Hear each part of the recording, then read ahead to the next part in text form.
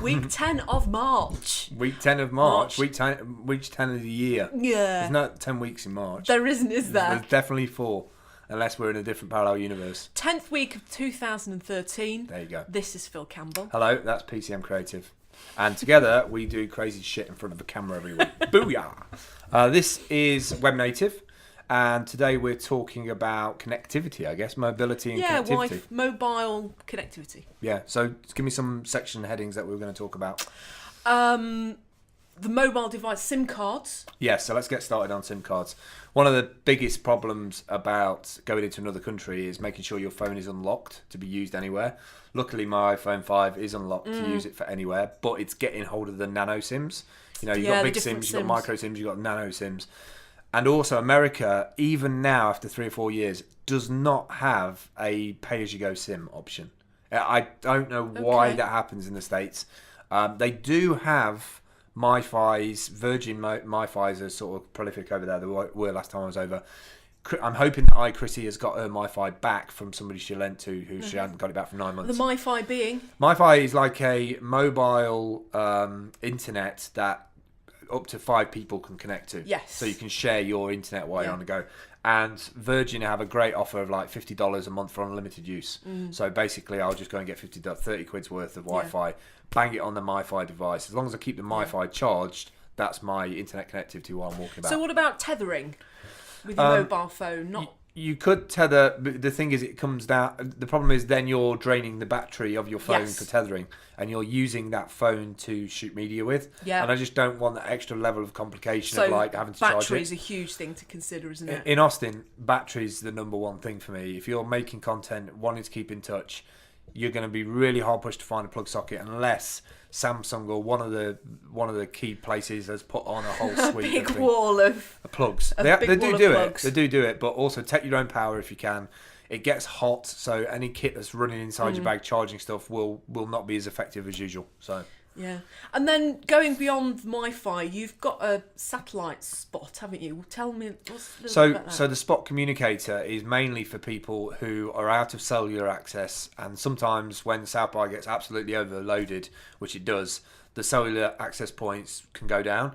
Now, I'm only going to use the Spot Communicator to potentially update a map to say where we are, just mainly for an interactive thing. But some of the features on it allow you to set 5 preset messages that can be sent out to Twitter or Facebook, like I'm drinking here, or I'm sleeping here, or I'm doing something there. But I really wanted to try the Spot Communicator because it's a satellite enabled device, so anywhere where we're outside and it can see the sky, it can send a message up to the satellite and then communicate where we are position wise. So, and again, that's really low power compared to using cellular on your phone, which will just drain the battery with GPS.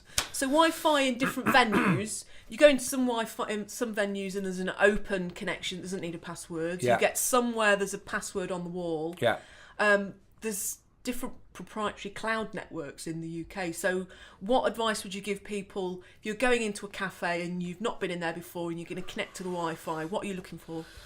Well, the first thing to do before you even get onto anybody's Wi-Fi is make sure you've got a VPN. Get yourself a virtual private network profile installed on your phone. Ytopia is really good. Tunnel Bear is really good. Tunnel Bear, I think, is like $4.99 a month. And it just adds an extra level of encryption to your connection to that Wi-Fi router in the public cafe.